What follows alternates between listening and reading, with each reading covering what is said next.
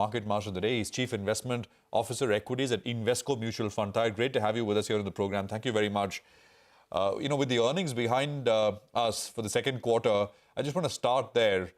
Has the earnings season taken confidence away or added to the confidence?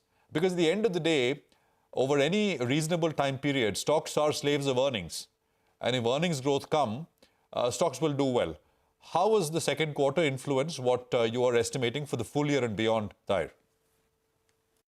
Yeah, so Prashant, actually, more than earnings, in fact, it is earnings expectations, and earnings expectations have actually perhaps not been kind of beaten in this particular quarter's earnings.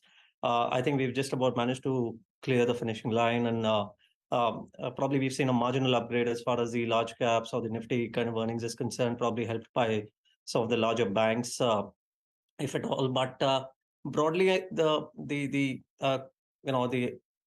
entire mid and small cap space on an average seems to have probably somewhat disappointed compared to what the expectations were at the start of the season, and especially given the fact that there was a lot of expectation around a very strong festive season, etc., which somehow has not panned out to the extent we would have probably expected, or the market would have expected. And we've therefore seen some of those pockets, particularly in the consumption space, which have gone through a fair bit of moderation after the result season. So I think it's been a decent result season, but it's not necessarily led to a scenario where we would probably hope for significant upgrades from here on. Okay, well, this is a very resilient market, I must say. The dips are getting bought, and you can see it on the headline index. The Nifty is now pulling back from the lows of trade. The Bank Nifty is almost virtually in the green, and you have big moves coming into names. Exide is up almost 2% odd. You have Castrol India that's up about 2.5%. I'm talking about the broader market movers, and many stocks hitting fresh highs as well. Taher, good morning. I wanted your thoughts on what the approach should be in banks, because some of these banks like SBI now trading at 1.2 times price to book forward. So even valuations are getting a bit stretched here. Do you think there is still a lot more to go in this rally? At least, banks are still one place where probably you might still, argue for a little bit of upside, and particularly maybe some upgrades in terms of earnings as well. Going forward, if let's say credit growth continues to maintain its momentum.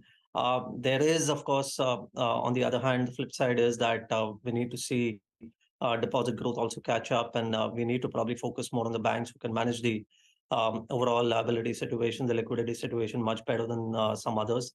So I think we need to make our choices within that space. But in general, I think that is one of the sectors where top line probably can still deliver some positive surprises.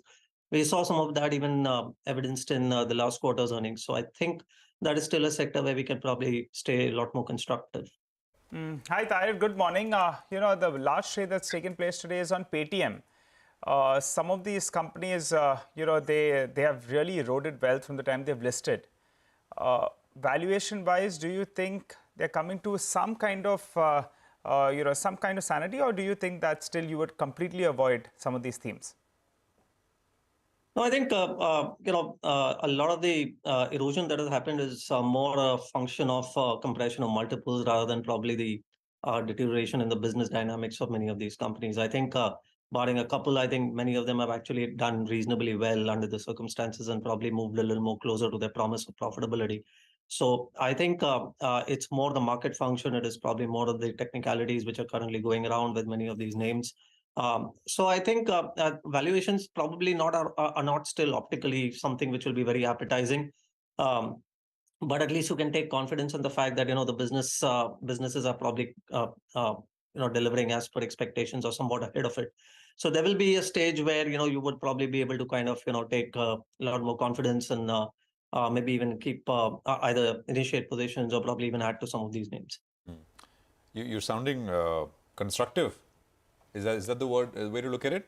You're looking for opportunities, keeping a close eye. Maybe not acting now.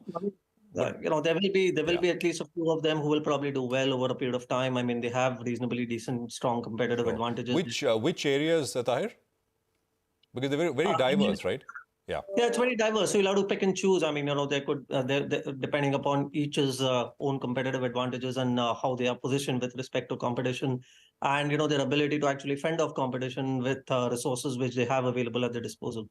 I've a few who've come on the program before us talked about Policy Bazaar, the insurance aggregation space. Without naming names, could you give us some sense of which are the kind of businesses you like, not the price at which they'll become attractive or anything? Like I said, in this space, we have generally preferred companies which perhaps a little more closer to their profitability part compared to others. We preferred companies which are probably well ahead in terms of their competitive positioning compared to others, because many of these spaces are not going to see, it's not that they're not going to see fresh competition. There will be fresh competition along the way, perhaps a little later out in time.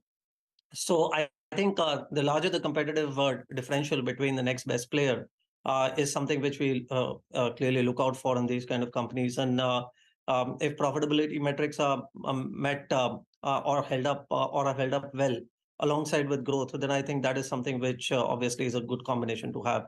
So I think these are some of the traits that we are probably looking forward to in these kind of companies. Okay, by the way, there is a big slide that you're seeing now in these platform companies. So Paytm is down almost 9% in huge volumes, of course, that trade took place. Nykaa is down about 5.5% and a couple of others are also seeing a lot of pressure. In fact, Nykaa volumes are picking up substantially, so don't lose sight of what's happening there. Zomato as well is in the red. Taher, we were talking about these platform companies, but there are other new listings as well recently, just in the last few days. There is Bikaji, there's Medanta. Any of these newer ones that you like from a long-term standpoint? Well, I think we've not, to be clear, we've not really participated in many of the recent IPOs with any great vigors. So I think it'll not be right for me to comment on these. Sonia. Okay, all right, Taher, we'll leave it at that. Thanks a lot for joining in and have a great year ahead and Happy New Year if we don't meet you in the next 1 month. Thanks for being with us on the Thank channel. you very much. Happy New Year to you guys as well, and wish you all a very happy birthday. The 20th, 23rd is, I believe, coming up in the next few days. Yes, the first week of December. So we have lots to celebrate. And hope to see you then, Taher. It would be wonderful. Thank you. Thank you very much. Okay, well, let's move on. Honeywell Automation.